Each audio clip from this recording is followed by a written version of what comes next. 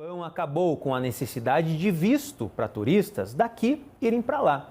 Mas vários outros países ainda exigem o visto para a entrada de brasileiros, como os Estados Unidos, por exemplo. No Direito Direto dessa segunda-feira, a gente fala exatamente sobre isso. Confira na reportagem. O sonho acabou virando uma frustração num primeiro momento. Há 5 anos, a Thaís e o Jimmy queriam ir para os Estados Unidos, mas tiveram o visto de entrada no país negado. Foi bem frustrante ter essa negativa do visto e a gente teve que se reorganizar, né, nossos planos, né, mas foi muito triste. Agora, eles tentaram de novo, 1 ano na fila de espera. E finalmente conseguiram a aprovação. Só falta comprar passagem, porque aí sim a viagem vem. Agora a expectativa está alta, né? Estamos procurando as passagens, espero que a gente ache uma passagem legal aí. E agora é isso, né? Depois que passou o processo difícil, agora tem que curtir.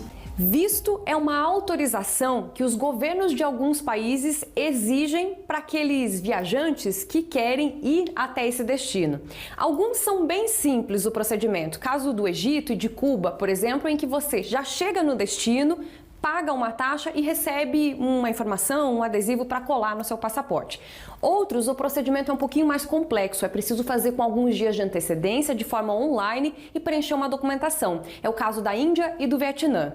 Agora, tem um país que é mais complicado, mais complexo e mais desejado. É o caso do visto americano, em que o passageiro, o viajante, precisa ir presencialmente até um consulado para ser entrevistado por um agente.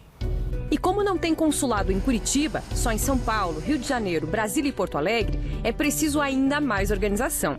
O ideal é que seja feito com muita antecedência, porque no caso, por exemplo, dos Estados Unidos, que você tem que ir até o consulado para fazer isso presencialmente, leva-se um certo tempo.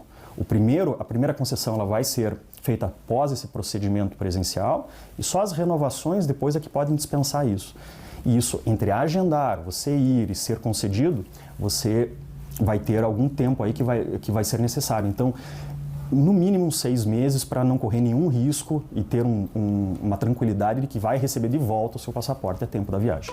No geral, para você que está planejando uma viagem, primeiro é preciso dar aquela pesquisada básica para saber quais são os documentos exigidos de entrada nesse país que você quer ir. E se ele exigir visto, entender qual é essa exigência, qual é o procedimento. Basicamente, o que o país vai querer saber é se você vai e volta.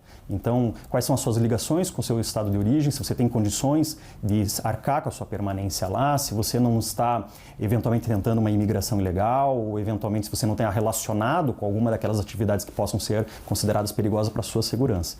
Então, a gente está falando, assim, por exemplo, fotos, dados pessoais, comprovantes de renda, comprovantes de, eventualmente, olerites ou contratos sociais, enfim, uma documentação que vai comprovar tudo isso. A principal dica é não invente nada. Né? Porque essas checagens elas são com dados que são cruzados. Então, se houver algum tipo de discrepância entre a informação dada e o dado que existe, vai soar um alerta ali e você pode ter algum problema.